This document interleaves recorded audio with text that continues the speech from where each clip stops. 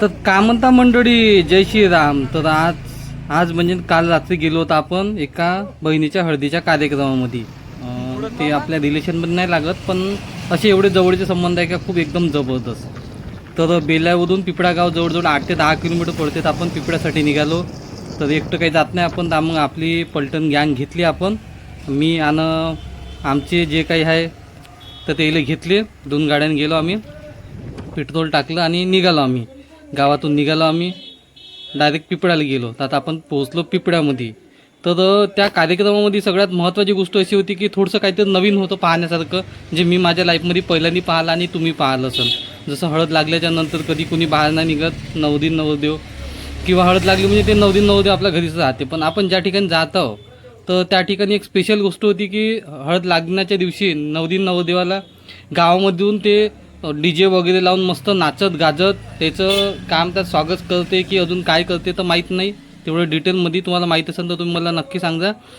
तर एकदम जबरदस्त होतं तेव्हाला. तर आपण त्या घरी पोहोचून राहिलो हळूहळू.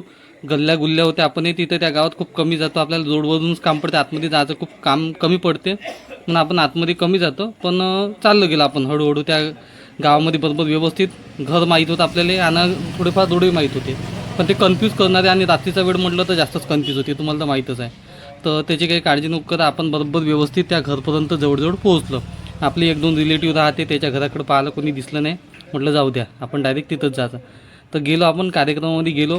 तिथं पाहिलं तर मंडप पूर्ण सुनसान होता. तुम्हाला कुठं वाटत असेल का घरी कार्यक्रम मंडप पूर्ण सुनसान जाईल, तर चला लागेल तुम्हाला दाखवतो. का घरचे 1-2 जणांच्या वर कोणीच नाही दिसले. मग आता तुम्हाला विचारायला असेल का घरचे गेले कुठं होते. चला तुम्हाला दाखवून देतो का कोण कोण होते. तिथं कोणीच नाही दिसून राहिलं. मंडप आणि घर पूर्ण जवळजवळ खाली दिसून राहिलं.